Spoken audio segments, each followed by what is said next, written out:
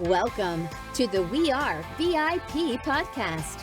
Each week, your host, Casey Hasten, Director of Recruiting at VIP, will bring you valuable insights from thought leaders, introduce you to incredible companies, and bring you tips for landing your dream job from our team of executive recruiters at VIP. And now, Casey Hasten. Welcome to the We Are VIP podcast, a podcast devoted to adding value to your career or candidate search, brought to you by VIP. I'm your host, Casey Hasten. I'm an executive recruiter, director of recruiting with VIP, and your all-around hiring guru. And you know I love to bring you the latest edge technology to help you find that better career. And today, we have a return guest. So I would like to introduce you to Larry Roberts once more. He's been making himself a household name within the podcast industry, speaking on stages of national and global trade events. Larry is also a thought leader in the AI space, teaching workshops and hosting speaking engagements to help creators utilize new technology, and will continue to push business owners out of their comfort zone and into a chapter of innovation and growth. Larry, thanks for coming back. That was quite the intro there. That's a lot to live up to.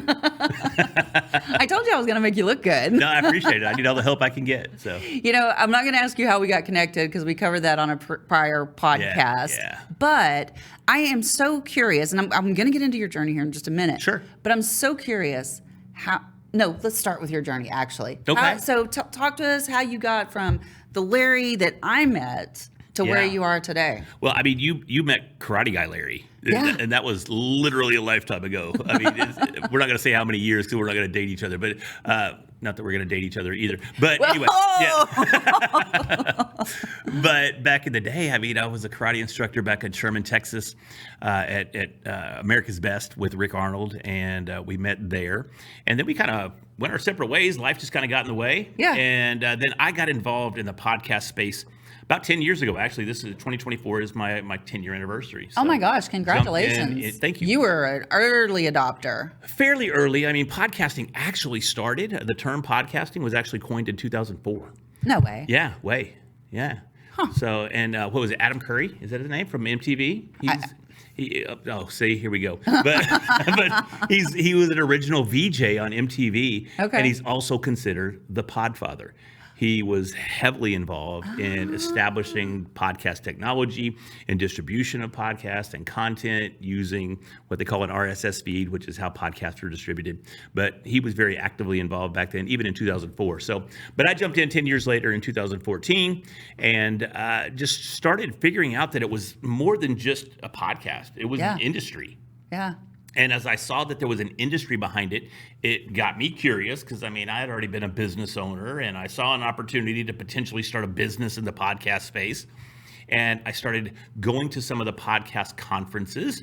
And as I continued to do the conferences and interact with the people that were there and got to know the owners and the promoters, became friends with all of them, and eventually made my way into the industry. Right. And then I founded my business in 2017.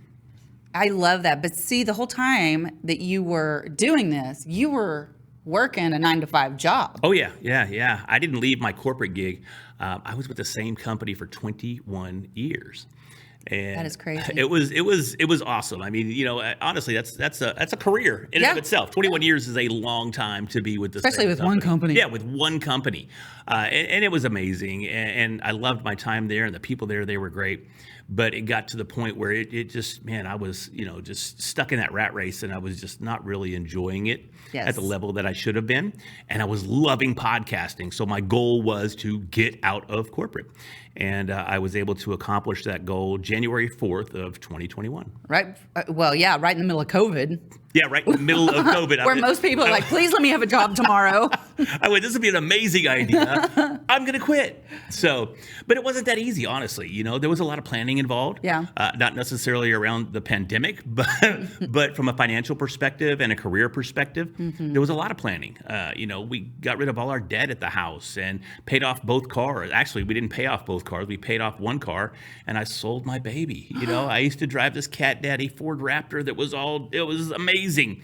And that was part of the deal. If I want to get out, I can't have this high dollar car payment, pay this high dollar insurance if I'm really trying to make this solopreneur lifestyle work. So those types of sacrifices, absolutely critical to make that type of transition. And so many people overlook those details. Yes. And they jump out there, and before you know it, they're hitting you up going, hey, Casey, can you find me a job? Yeah. Well, and I watched that journey because you and I reconnected probably about 2019, 2018. Yeah, somewhere in that neighborhood, yeah. And so, when I met you, you were still side hustle W-2. Yeah. And so I watched you make that transition kind of in awe. Because, it was truly... I'm in awe, too, that I'm still doing it. So. It was really amazing to watch you put yourself out there to really position yourself the way that you have. It's not many people have the aptitude or the drive to, or just even the dedication to do that, because they think it's going to be easy. So I love that you've done that, and that you've, helped so many other podcasters now live out their dream, because that's kind of what you do, right? Yeah, that's exactly what we do. Is we help people launch branded podcasts. So if you have a business, or you've got a brand that you're supporting or you're trying to build, we help you launch that podcast, and we put a lot of in-depth analysis into the type of podcast that you want to launch, and we help you launch it. This sounds kind of cheesy, but with a plan and a purpose. Yep. That's exactly what we do, and we're with you every step of the way, from the concept to the actual launch, and then ideally we continue that relationship even in the production phase from there. So. Well, I know you kind of came in like 2.5, 3 years into the VIP podcast, the one we're doing here now. Yeah.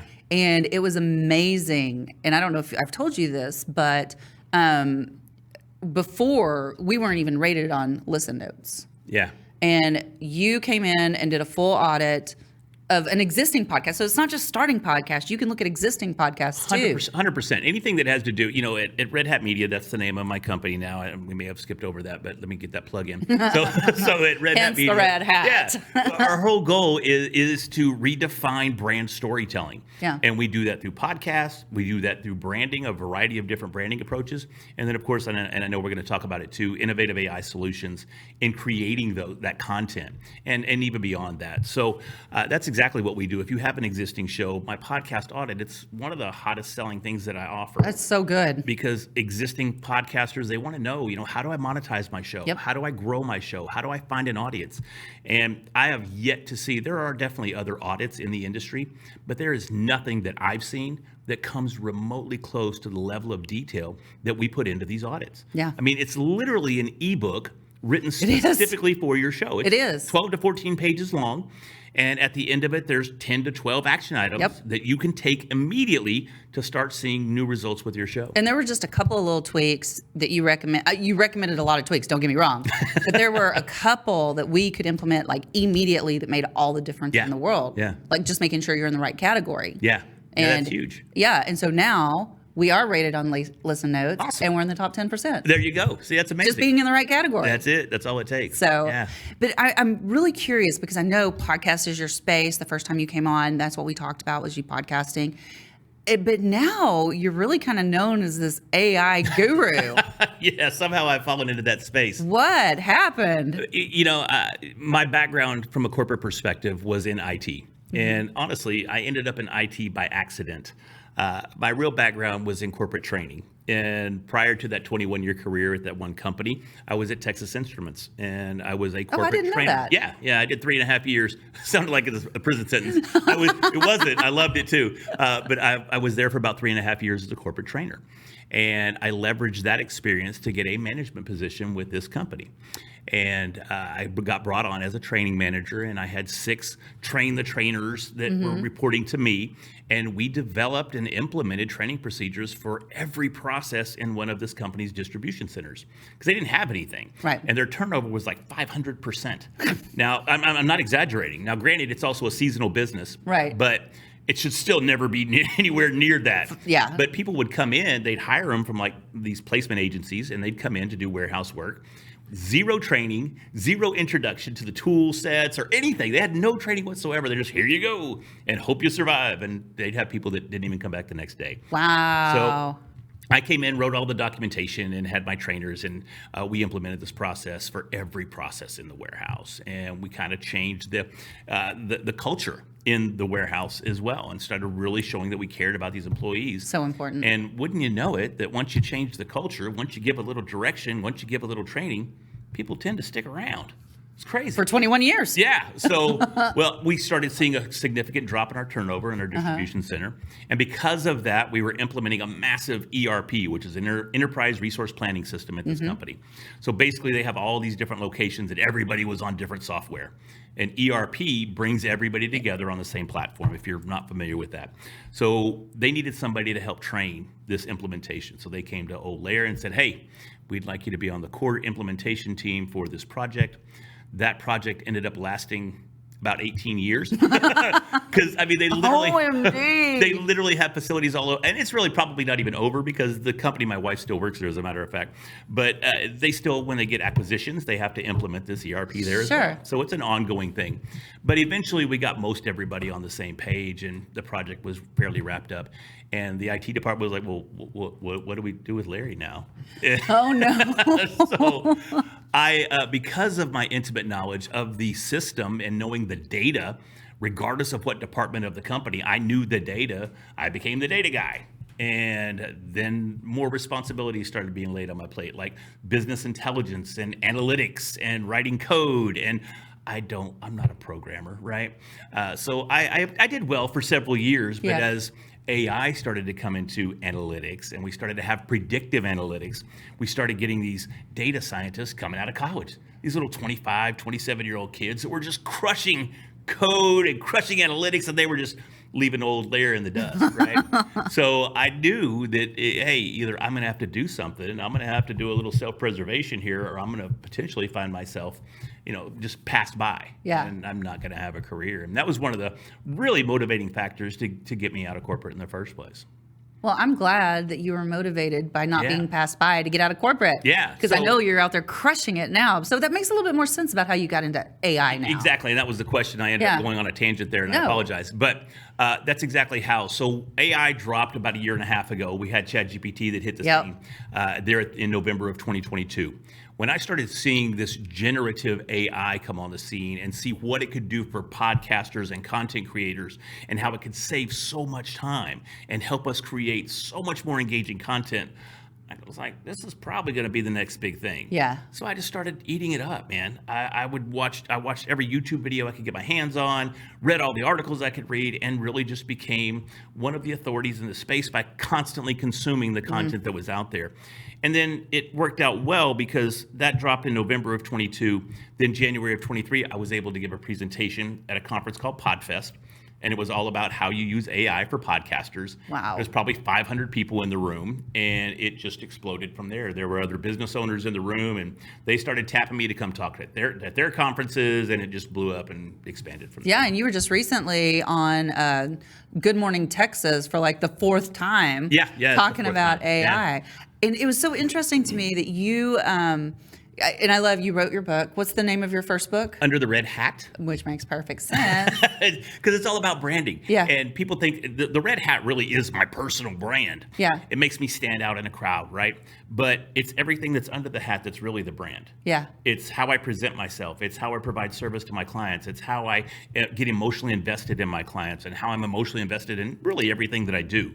That's really the brand. It's how I deliver those goods and services that I provide. It's not just this little identifier.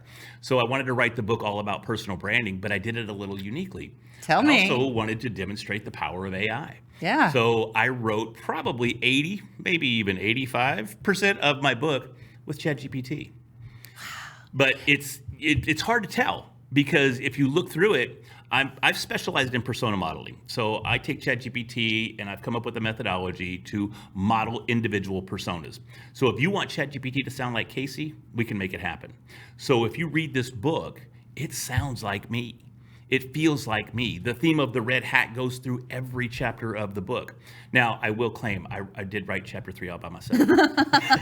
and I'll tell you why.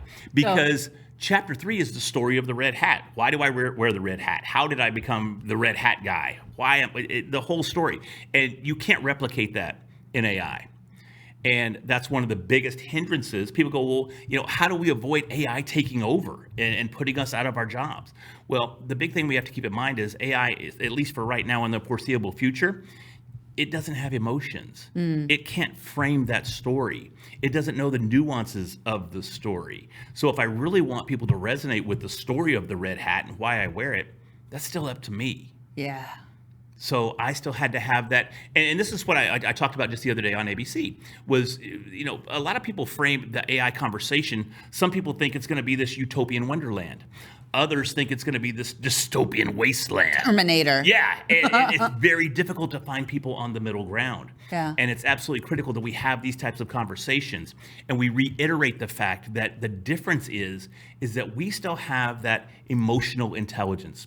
We still have that high EQ. We have to have that because that cannot, at least for now, be replicated. Yes. So we need to keep that in mind that, AI, it's not here to replace us. It's here to augment what we do. It's here to complement what we do and streamline what we do. It's a tool, nothing else. Absolutely. We did, my business partner and I did an experiment the other day.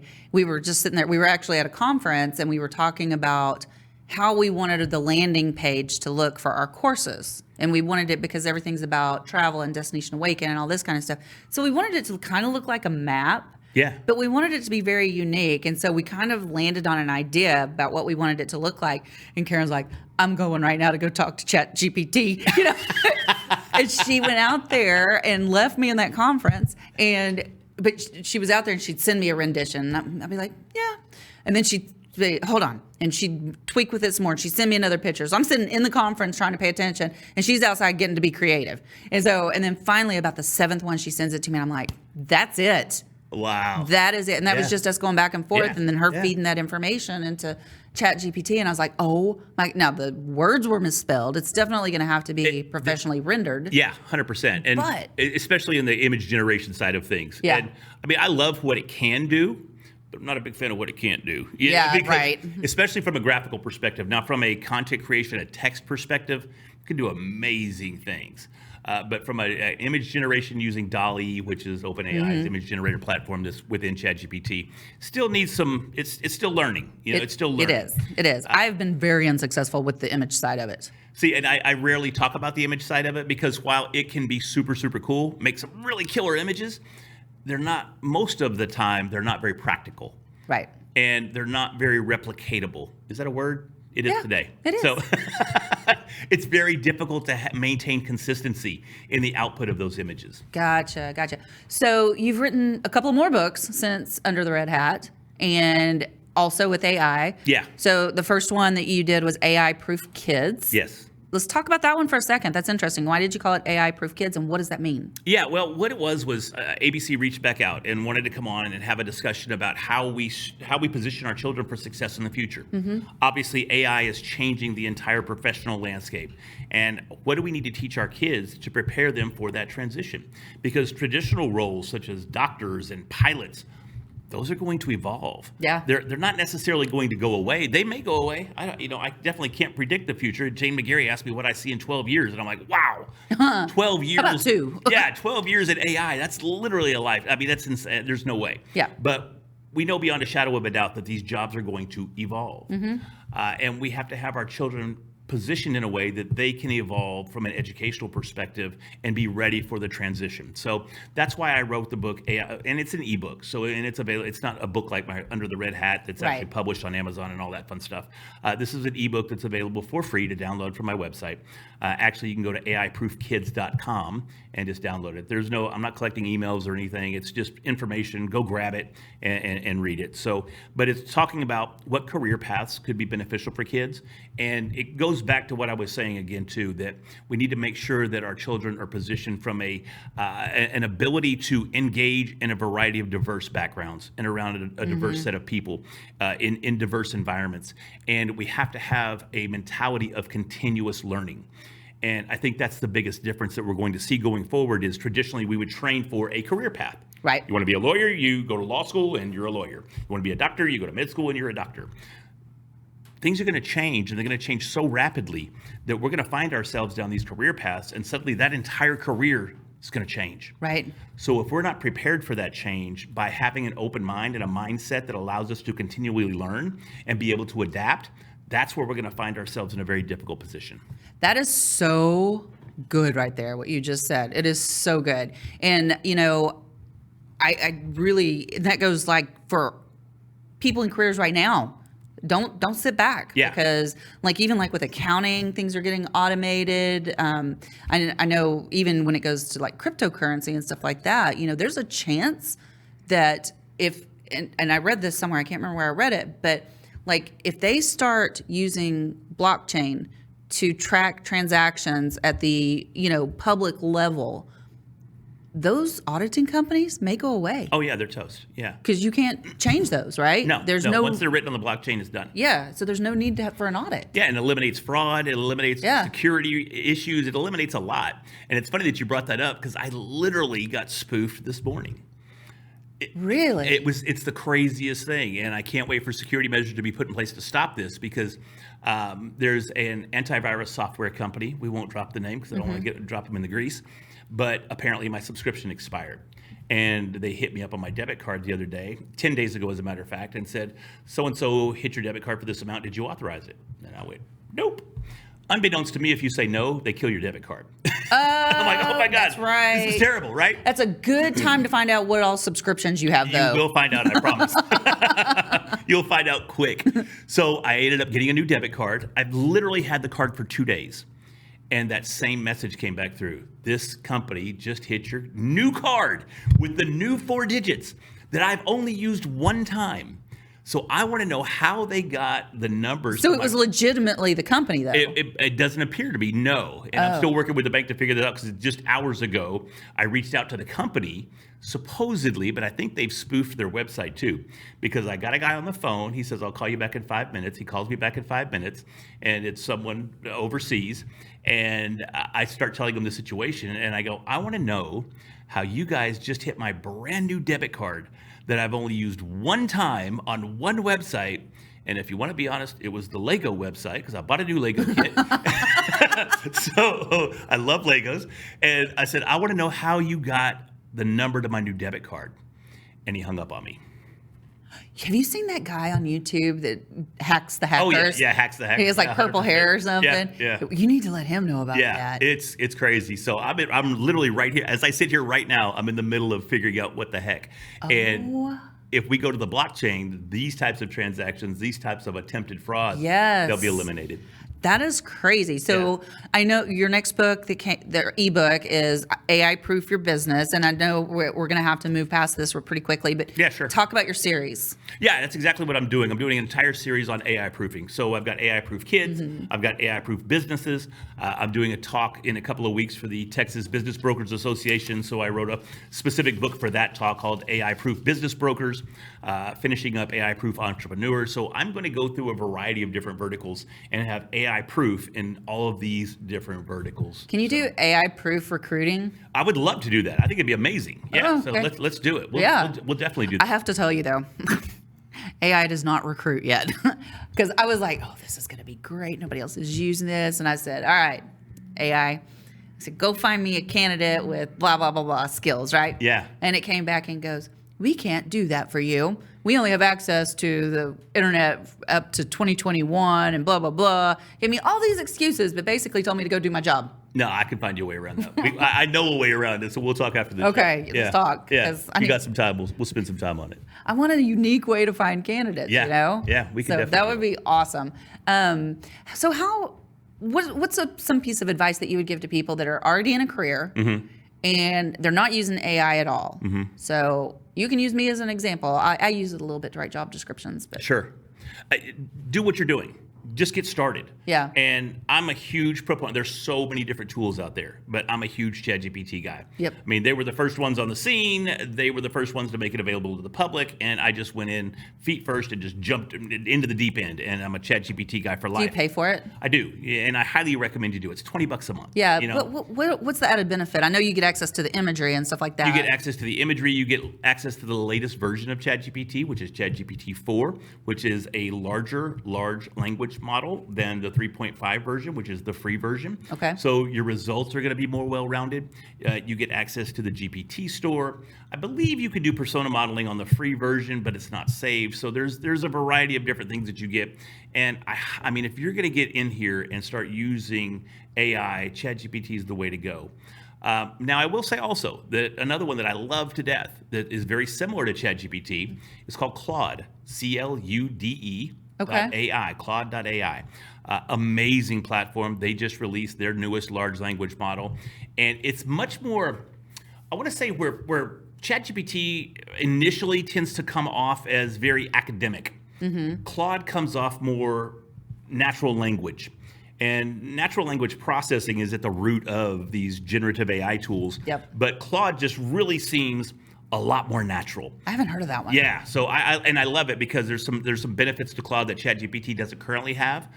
You have a larger context window, meaning that if you want ChatGPT or Claude to summarize some data or something, say you got a long book you want to summarize, you can paste a ton of data into Claude and still get it to respond. Whereas with ChatGPT, that context window is a lot smaller, so there's some limitations there, even on the paid version. So there's some benefits to each.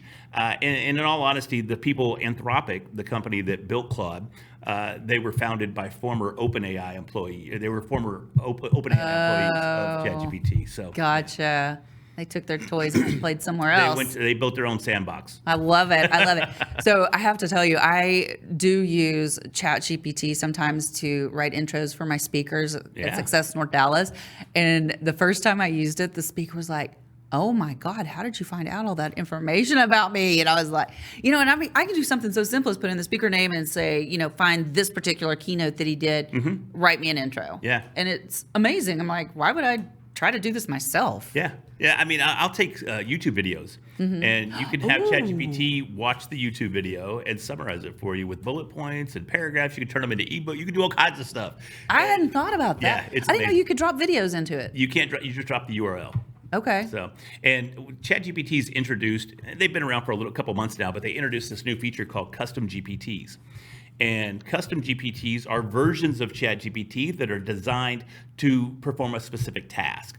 And there's literally tens of thousands of them out there that do all kinds of crazy stuff. And with the paid version of ChatGPT, you've got access to the GPT store, and you can get these custom versions of ChatGPT. I've built a few myself for clients as well, and that's why I think we could probably build one as a recruiting tool. Oh, we're going to have to talk after this. There's all kinds of cool stuff out there. But yeah, 100%. You just give it a URL, it'll summarize it and give you all the key points. All right, so I'm not going to ask you where you think all this is going in the next 12 years.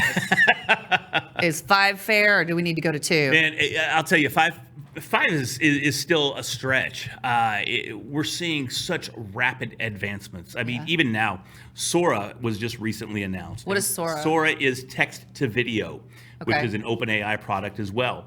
And you can literally give it a prompt, and it will design a movie.